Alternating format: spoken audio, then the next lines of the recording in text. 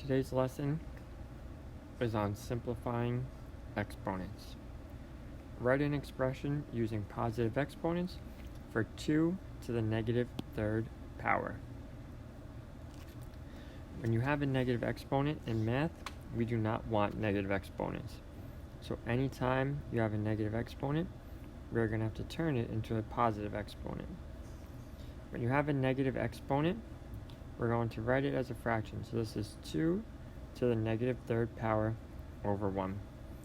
In order to turn it into a positive exponent, we are going to move the 2 and the negative 3 into the denominator. And that allows us to turn it into a positive 3. And then in the numerator, we're just going to have 1. So 2 to the negative third power is equal to 2, 1 over 2 to the third power.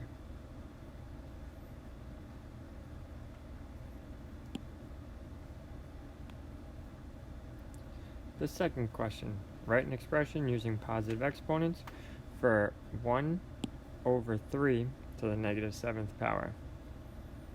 We still do not like negative exponents, even if they are in the denominator. So the same rules apply.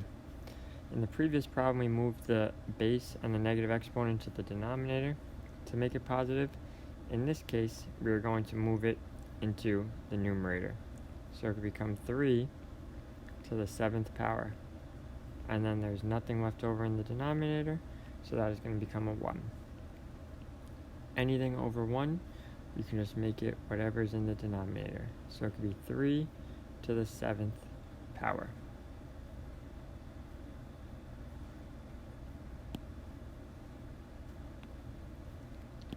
And the last question, write an equivalent expression for 7 to the third power divided by 7 to the 8th power.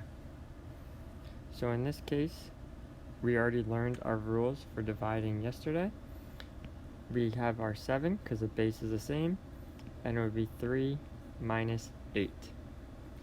When we simplify the exponents, 3 minus 8 is negative 5. Again, even though it doesn't say positive exponents, you always need positive exponents in math. So this is 7 to the negative 5 power over 1. If I want to make this have a positive exponent, I can move the 7 and the 5 to the denominator and make it positive. There's nothing left over in the numerator, so it is going to stay as a 1. So our final answer is 1 and 7 over 5.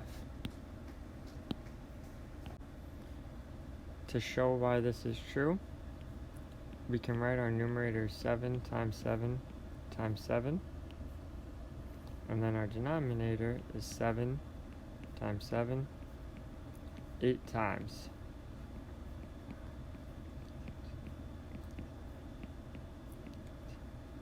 When you have the same number in the numerator and the denominator, you can cancel them out. So the 7's cancel out, these 2 7's, these 2 7's. Since everything canceled out in the numerator, I'm left with a 1. In the denominator, I have 1, 2, 3, 4, 5. 7 5's, so it'd be 1 and 7 over 5.